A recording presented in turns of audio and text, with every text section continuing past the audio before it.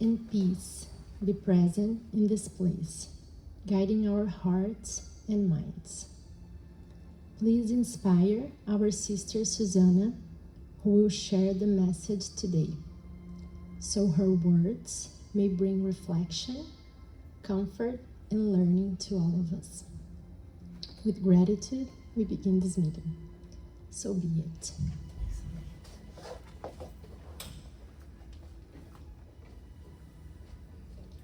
I want to call Suzana here so she can start the meeting.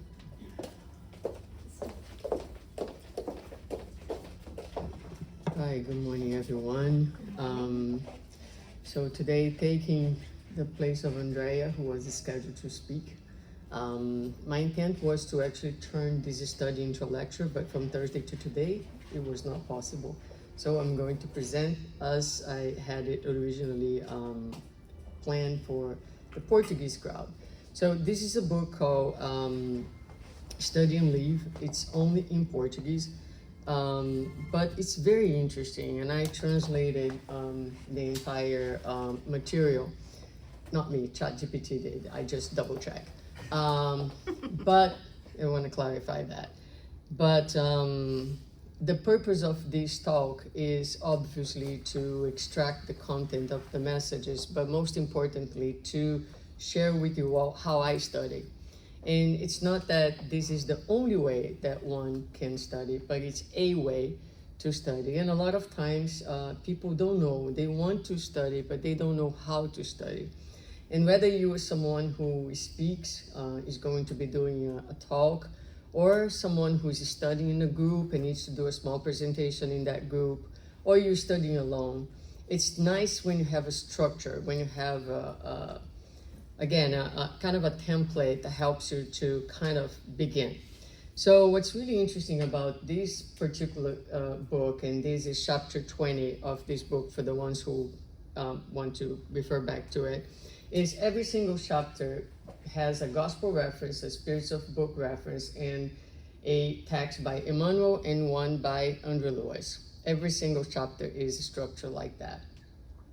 And so how do I study? So basically, I look at, whenever I get a reference from the gospel, I recommend that you understand where in the gospel is that reference, which chapter is the reference, and why in that chapter, why in that order? Because the gospel was put up together with reasoning. There is a reason why one chapter is before the other, for example. So trying to understand that, it's a beginning point. Now, another thing with the gospel, whenever there's a passage from Jesus, it's very important that we try to understand the meaning of the message, right? It's important that we understand the context of the time. So look at the terms and what the terms meant in that time, in that culture. Of course, we want to get to the message of it, and then we want to find support literature for the ideas that we are dealing with, that we were able to identify. For the Spirit's book question, you really need to understand the concepts, reflect on the concepts a little bit. And then you have the text by Emmanuel and Andrew Lewis, which, again, what is the main message of the text? What is the text? Believe it or not, I see a lot of people opening text, reading, and then commenting on something else, because it is what they think, or it is what they like to talk about. It is what is in their mind, but it's not on the text necessarily. So it's very important that we understand what is the text telling us, and then find, again, support literature. And for this particular study, it's important that we can look, if a book was built with a reference from the gospel, a reference from the Spirit's book, and two messages from two very different spirits, how does that all come together? That's not random. There is a deeper meaning behind all of that. And so let's see if we can get to that. So that's the purpose of today. But the beginning of the book, right?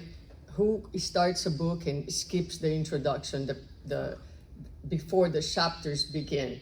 That's a big mistake, because on the intro there's a lot of good information, right? So from Emmanuel's text, which is, the title is In the School of the Soul. It's really incredible, this paragraph, because it says, it is necessary to observe that knowledge is a type of acquisition that requires charity towards oneself. So that alone is like, wow, that is revolutionary, right? And what does he mean by that? Because while it's possible to remedy the deficiencies of the body through acts of beneficence, such as food for the hungry and medicine for the sick, the light of the spirit cannot be transmitted either by imposition or osmosis. So I can give you bread, I can give you medication, but I cannot give you knowledge. I cannot, what I'm sharing with you today is the result of my studies. You're gonna take a little bit out of it, but to be yours, you need to do your study. The moment that you do your study, now you take possession of that knowledge, and then now it becomes yours. The moment that you share your study with someone else, now it's truly yours. Because now you have not only grasped, but you're able to share that with somebody else. And that can be in a conversation, it doesn't need to be necessarily in a talk like this one. But so, you know, to invest in studying is to invest in yourself, is to be charitable with yourself. Whoever aspires to gather the values of their own inner emancipation before the universe in life must and needs to study. Because this is understanding, learning, and studying. It is empowerment. So in order to be empowered to grow, you need to feed yourself, you need to be charitable, you need to say, hey, you are worthy of being knowledgeable, and you are capable. And so that trust in yourself and that investment in yourself, that is an act of self-love. So really cool intro by Emmanuel, right? So, all right, so it starts, like I said, with a reference by the gospel, which is the widow's mite. Now, the widow's mite, if you look at the gospel, there are actually 2 chapters in the gospel that talk about charity. So what is the difference? What is chapter 13, where the widow's mite is, let not your left hand know what your right hand gives. The whole purpose of this chapter is not to talk about why you should be charitable, but is to tell you how charity should be done. So the whole purpose of the chapter is the quality of charity. And this is where the widow's mite is. So that's a very important distinction that already helps us to begin to understand, you know, the deeper meanings of this passage. Now, let's read the passage.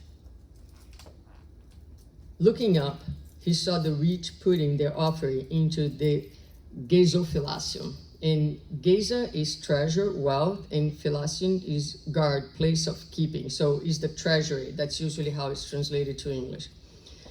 He also saw a poor widow putting in 2 small coins worth about a few cents each, which is the mite. Then calling his disciples, Jesus said to them, truly I tell you that this poor widow has put in more than all the others, for they all contributed out of their abundance to the offering boxes, but she, out of her poverty, put in everything she had for her livelihood. This is in Mark.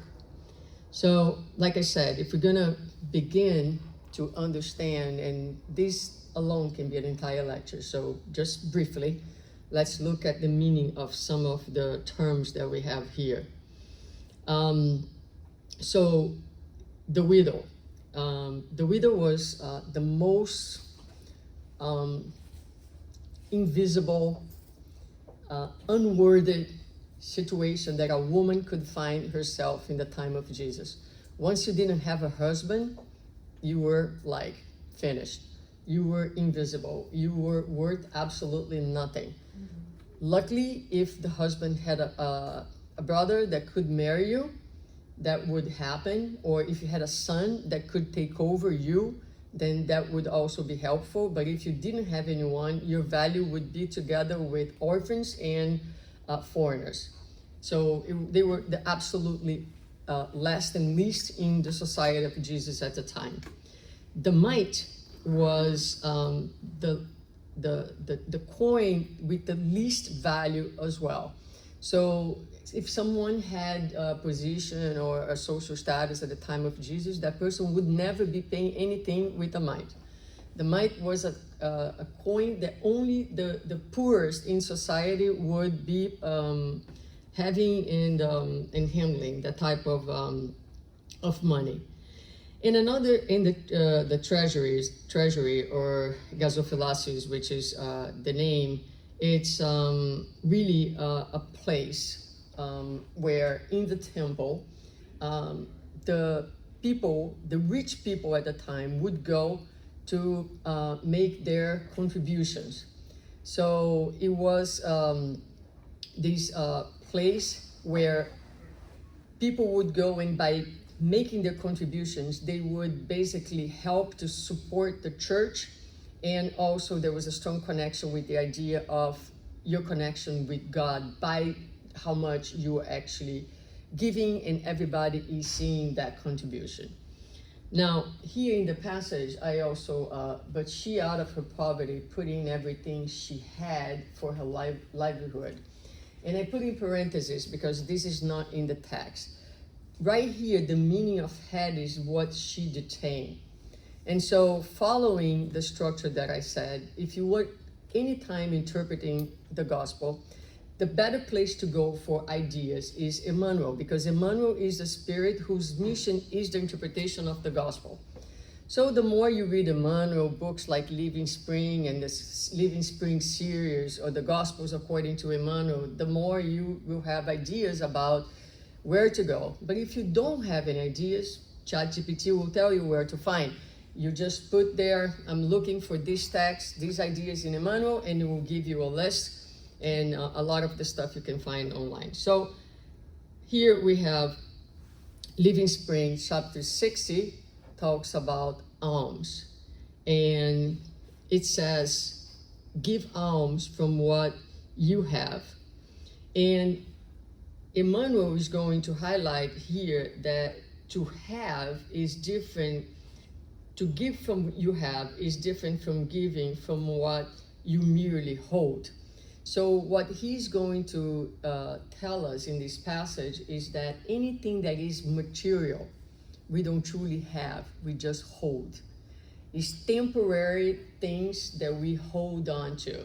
So when we give material things, when we're doing material charity, we are giving not from what we truly have, but what we are upholding temporarily in this lifetime that can be with us in this moment and can be not with us in the next moment according to God's will. However, the widow, she gave from what she truly had, right? So she gave both. When we think of the widow's mite, we're thinking about the spiritual donation because she had nothing to give, but she gave from the goodness. So that is her true possession. The mite was something that she held at the moment. So she will represent both levels of charity, the material and the spiritual. So Emmanuel is going to say here, the divine warning looks, notes, means give charity from your inner life. Help through yourselves, spread joy and encouragement because the love that radiates blessings of happiness and work, peace and trust is the greatest gift of all. So again, you go back to the passage, she put in everything she had for her livelihood. So in this sense here, if we want to think of spiritual and moral charity, she gave everything that she detained, that she upheld, but we can also see how she gave from what she truly had, right, in her soul. All right, so this is the passage, and then we have, so we're gonna look now the text. So usually I like to look at the structure because it's incredible, and I deeply, deeply admire how these spiritual authors, they write. Their writing is structured, and it's concise, and so just kind of understanding the structure of the text is a lot of times a good place to begin to study. What is the main theme? What are the supporting ideas? What are the illustrations? What are the examples? How they help to construct the idea that the author is trying to convey. So Emmanuel's text is the power of the crumb. So, and this is truly how I do in the book. So the power of the crumb. So the first sentence of any text tells you what the text is about. A lot of times people start talking about what is in the middle, but the author, a good author, will begin a text by saying, this text is about this. So the first sentence says, do not despise the power of the crumb in the work of helping others, which is also the title. So the power of the minimal, right? So that is the theme. Then he goes on to say, the simple meal you share with a brother in need does not solve the problem of hunger.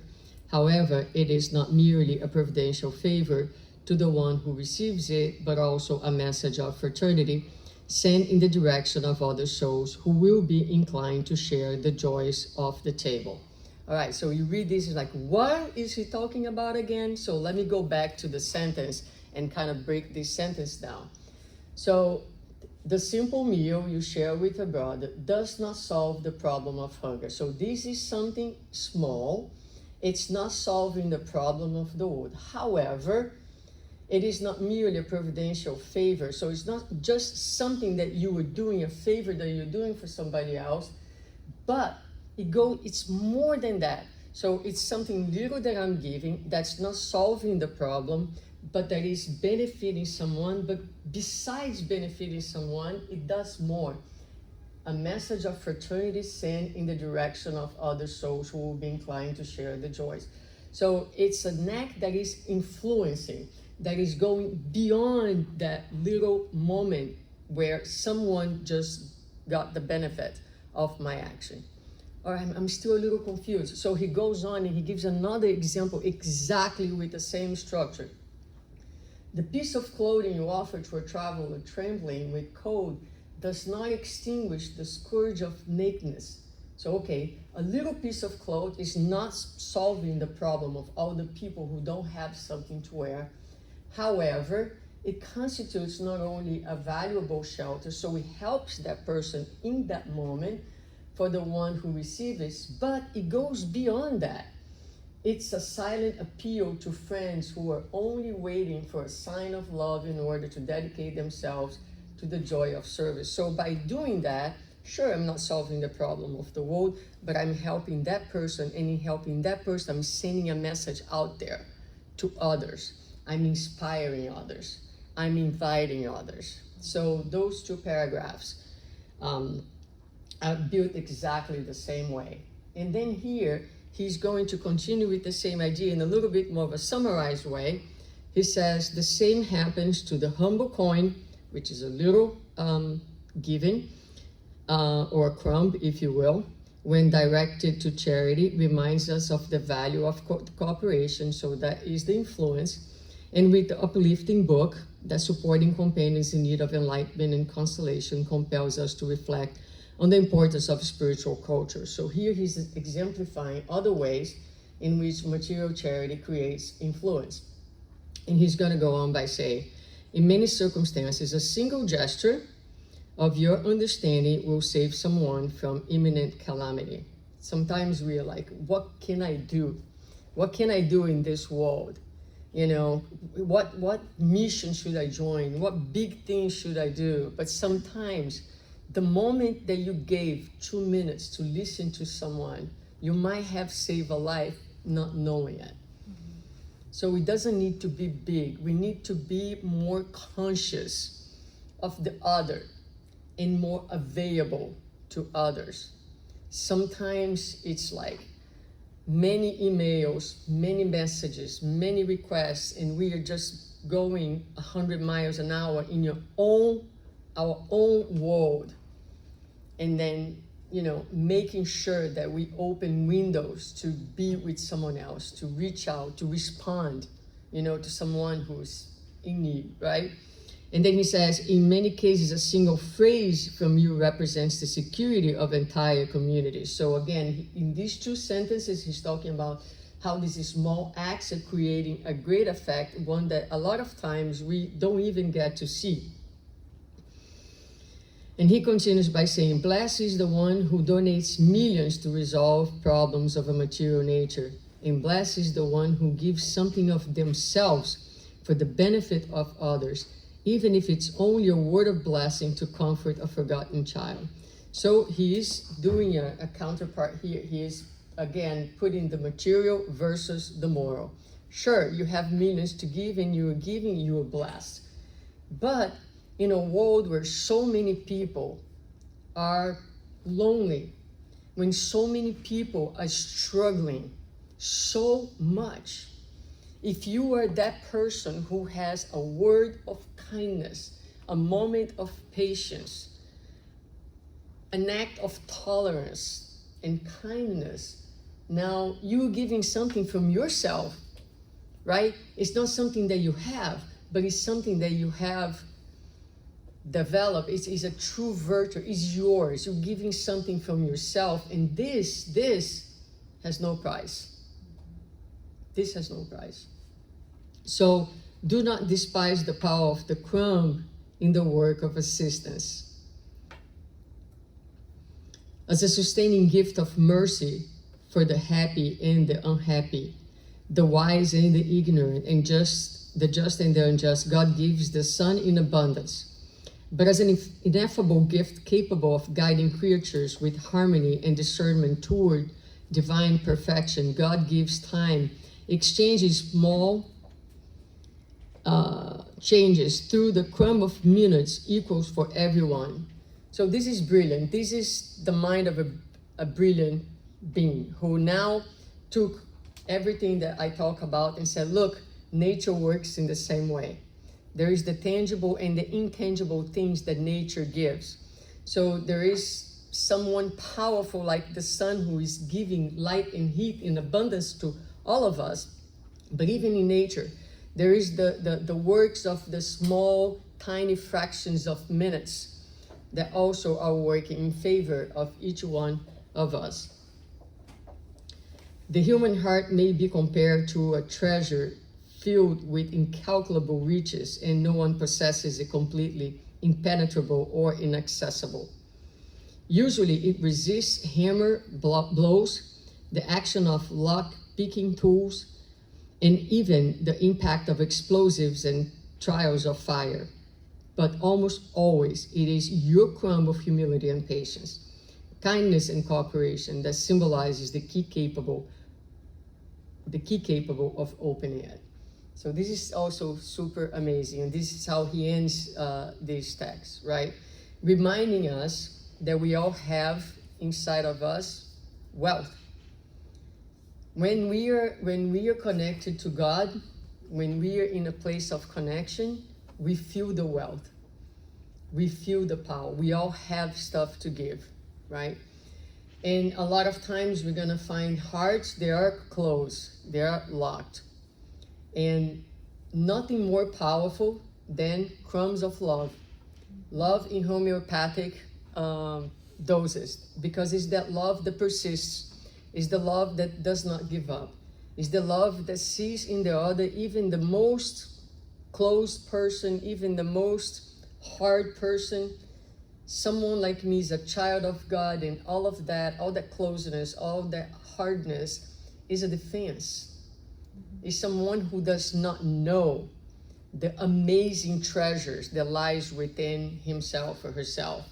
So the power of love in small drops over time, crumbs of love, transforming, opening doors that seem impossible to be opened at first. So that is the message of Emmanuel, commenting the widow's mite, right? Who came in and gave a little crumb. And we're going to talk a little bit more about that. But we need to let's look at a little bit of supporting literature for that. So we did recognize that the text talks about the influence of those small actions. So when you go to Emmanuel, there's a text called Influence, and it's reach. And Emmanuel will say here, and this is so beautiful, influence is a silent force that spreads without noise, like the perfume of a flower that does not choose who will feel it.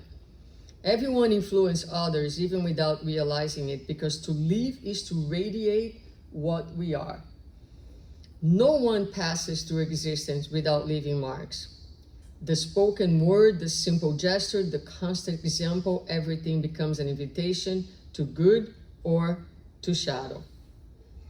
And he continues, remember, evil makes noise and passes away. Good acts in silence and remains. Therefore, be a living instrument of God's love. And your influence, even if discreet, will be a multiplying blessing in the path of many. So it kind of merges and really supports the idea from the other text from Emmanuel, right? Here, with a little greater focus, zooming in the power of influence. So that matters. As we live here, we need to understand that we are influencing others' lives with our small gestures, with who we are, right? With what we say, with how we behave. We all influencing. And again, sometimes it seems very little, but we never know how far a word or an act is actually going, how that is going to reverberate. Sometimes it changes the life of one person that in its turn is going to affect the life of many who are actually connected to that person. Then there's another book that has not been translated to English yet, but chapter 16 of Vingan to Luz is called One's Own Light, and this is important. Each creature can only offer what they possess within themselves. No one distributes light without first lighting their own heart. So yes, we have this abundance of treasures within us because we are children of God. So our core, our essence is absolutely divine, but all this divinity lies within us in potentialities. Our job is to nurture the divine in us and to be able to manifest. So yes, we are influencing, but the reach and the quality of our influence is going to be directly related to the investment that we are doing in our own selves, in our moral education, in our intellectual education, in becoming resourceful to ourselves and to the world around us. All right, so that is the first part. And then there is the Spirit's Book question. So that's Emmanuel and the Gospel. Then you go to the Spirit's Book question. And the question that is a reference is question 632. Where Kardec asked, because man is subject to error, he may deceive himself regarding good and evil and believe he is doing good when in reality he is doing harm. And the question is, how can you actually know whether you're doing right or you are doing wrong? And the spirits are going to answer, Jesus told you, see what you would like others to do or not to do to you. Everything is summarized in that you will not be mistaken. I'm like, wow, okay. How is that connected to the widow's mite and to the first part of this entire chapter? Okay, so the question is, again, we know based on spiritism what is right and wrong. And when you don't know, put yourself on the other person's shoes and ask yourself, how would I feel if I would be the recipient of my own action? And you will have the answer, right? That's what the Spirit should do. Okay, so then comes Andrew Lewis, and Andrew Lewis brings a text entitled Courage. And he will say that, so I'm going to do something similar. This is a little bit more simple text, so we'll go a little faster, but he says that courage is also charity. And it begins by saying, hesitation of knowledge, power to ignorance. And so, first thing that I put here is absence of good, presence of evil. Weakness of righteousness, support for imbalance. Firm decision, a secure rudder. Fragile will, a drifting boat. Indecision of the good, guarantee of the wicked. So, he has 4 sentences that starts with hesitation, weakness, frailty, indecision, and then the consequence, right? So if this is where you are, the consequence is a negative consequence. And it's talking about And then there is one in the middle that is the opposite, so different color, firm decision and secure rudder. So with a secure rudder, you were directing your boat, you were navigating in the right direction. So we have a favorable result. So that's how he begins Then he goes to say, nothing useful and great is accomplished without courage. Discoveries and inventions would not be established in the history of material civilization without the sacrifice of those who dedicated their lives to them. Harvey exhausted himself to death in order to prove the circulation of the blood. He studied the direction of the circulation and how the circulation took place. Jesus was no happier in seeking to reveal the truth. So two men who sacrificed themselves and were courageous in order to do something good for humanity. In Spiritist doctrine, we know what good is and how to do good. We are informed that the greatest good for us invariably arises from the noble obligation of doing good for others. It is useless to ask for guidance from others if that guidance is already shining clearly in our conscience. So he's highlighting that we know what is to do good, that we understand that good is related to doing good to others, right? And that we have that in our conscience. So let us forget the old saying, I don't know if I will go, I don't know if I can, when faced with the duties that circumstances trace for us. Timidity is not humility. For there to be light, it is enough to fear For there to be light, it's not enough to fear the presence of darkness. It is necessary to light the lamp. So then he ends the text by talking about the ways in which we excuse and defend ourselves and justify our inaction, right? So even saying, oh, I'm too shy. But shyness is also a defense, and shyness is not humility. Shyness is actually pride. Shyness is that a place where you say, I'm not going to do it because I'm not good enough to do it, because it's not going to be perfect the way I want to be perfect. So shyness is a lot of times a defense, because all you accept for yourself is to be marvelous and wonderful and not human, because every human being is going to have errors, or sometimes it's going to do more or less, but we got to begin from somewhere, right?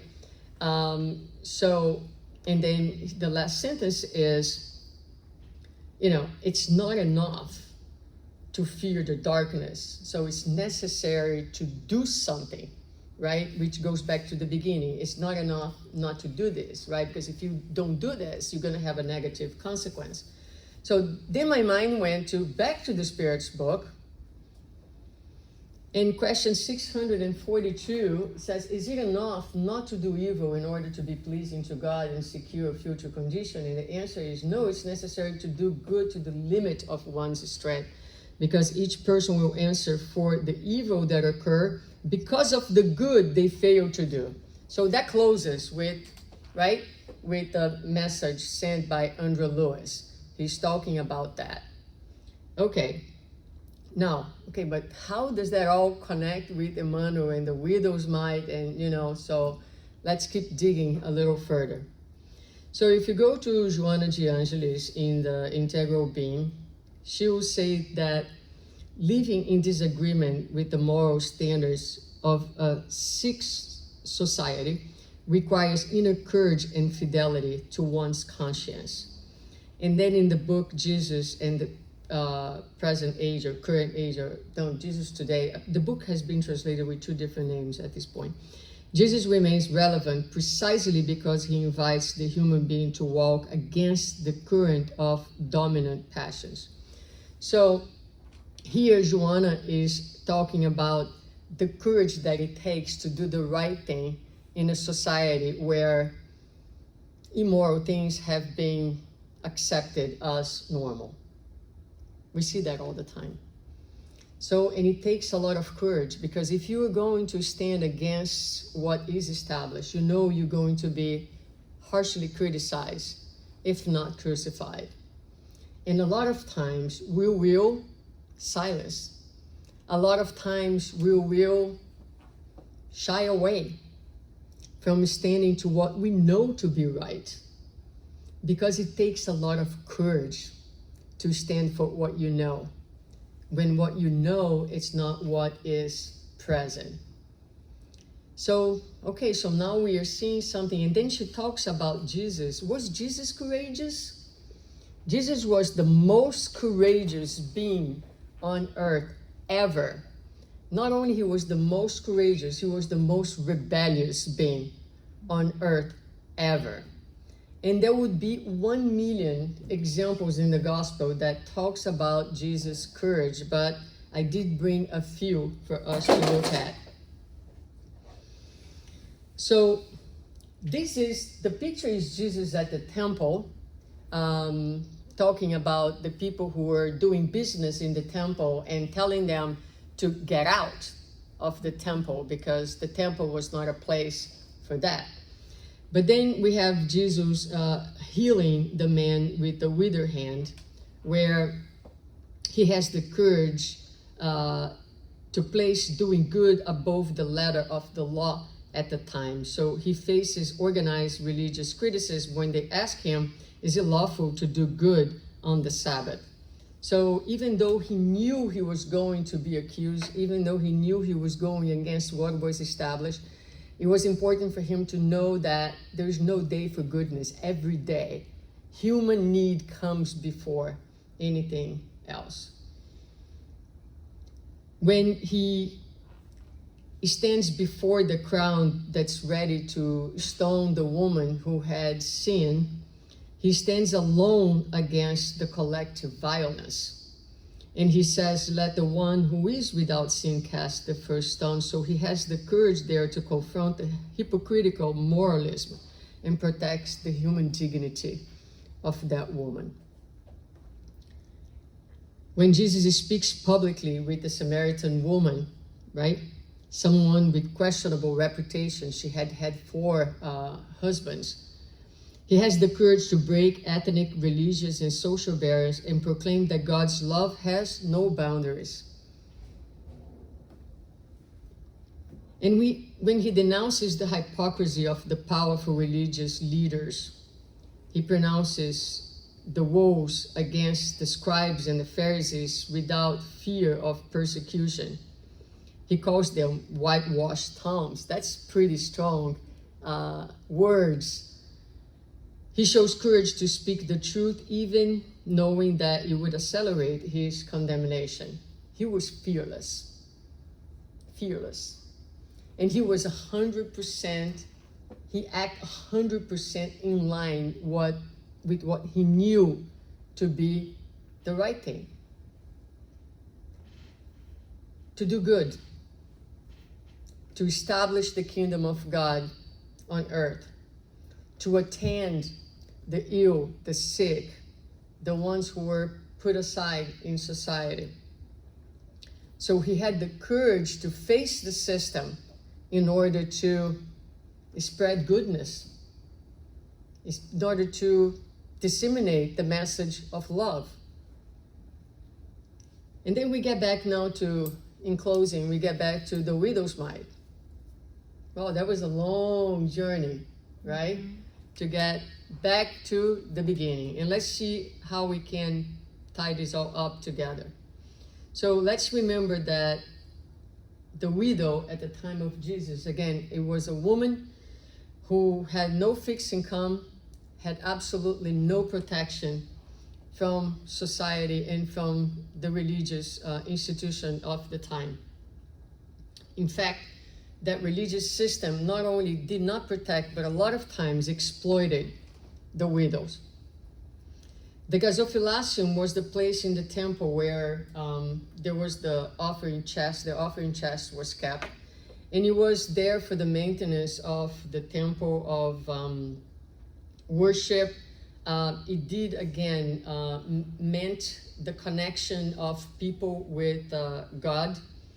And when she, who was nobody, enters that place, she does in a tremendous act of courage.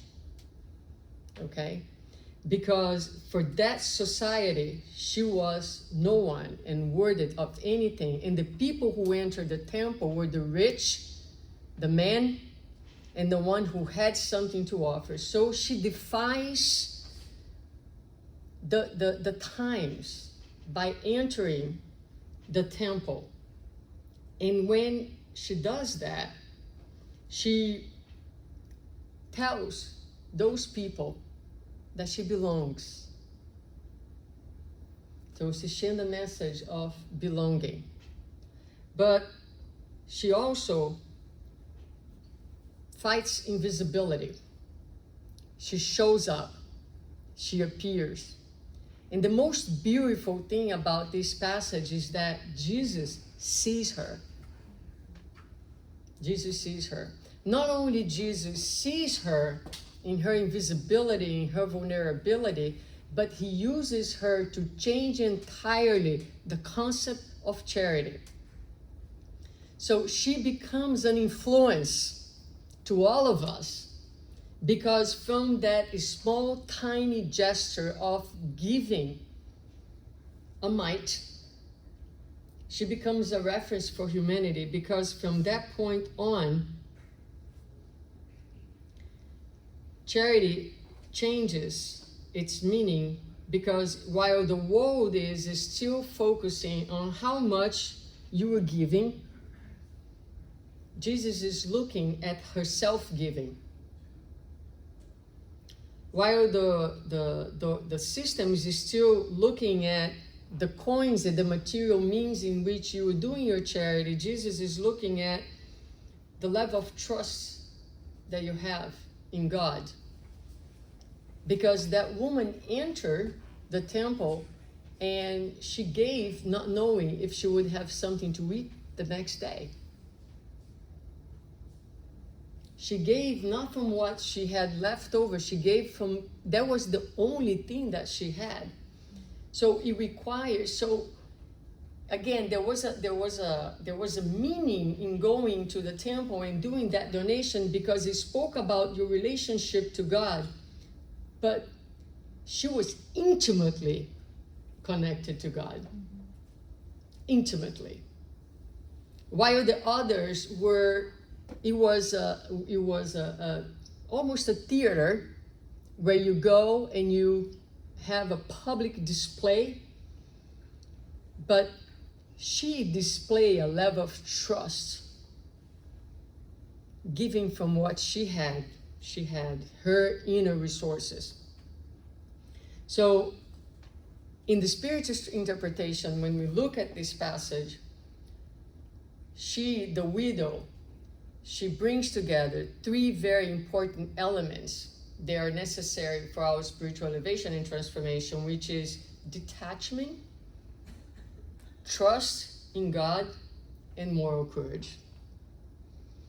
So any person that we admire, that we think of higher references in terms of spirituality, they carry with themselves these three characteristics: detachment, trust, and moral courage.